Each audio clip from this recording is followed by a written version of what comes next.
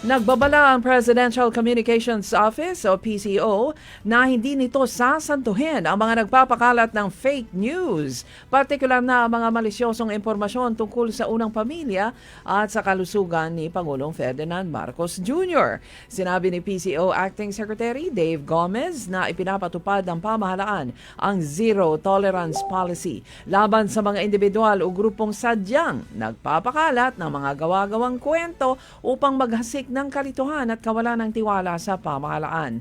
Dagdag pa niya na hahabulin nila ang mga nasa likod ng mga paninira at papanagutin sila sa batas. Nagpahayag ang Department of Foreign Affairs ng matinding pagdadalamhati sa pagkasawi ng isang Pilipina matapos na tamaan ng missile attack ang isang tirahan sa Haifa, Israel noong gabi ng April 5, 2026. Nasawi rin sa insidente ang kanyang asawang Israeli at matatandang biyenan. Sinabi ng DFA na inaasikaso na ng Philippine Embassy sa Tel Aviv ang pangyayari sa pamilya ng biktima para sa mabilis na pagbiyahe ng mga labi nito pabalik sa bansa.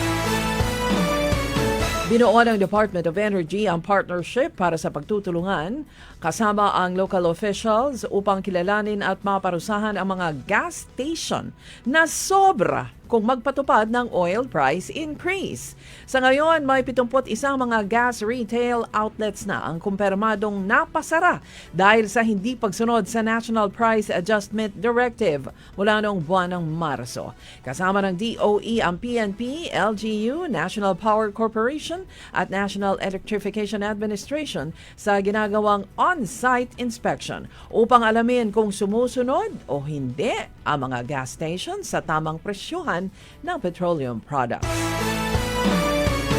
Tatagal pa ng hanggang 50 araw ang supply ng langis sa bansa habang inaasahan ang pagdating ng buffer stocks ngayong Abril. Sinabi ito ni DOE Undersecretary Sandy Sales. Anya na sa 900,000 na barrels ng langis ang nakatakdang dumating ngayong buwan. Kabilang na dito ang unang 300,000 barrels na inaasahang darating bago mag-Abril at 10 na galing sa Malaysia, habang dalawa pang mga shipment ang susunod na darating mula sa North Asia at India.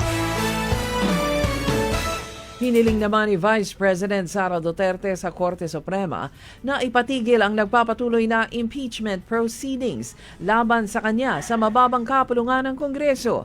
Sa isang 58 pahinang petisyon, hiniling niya sa Korte na magpalabas ng isyu ng temporary restraining order upang ihinto ang pagdinig ng House Justice Committee.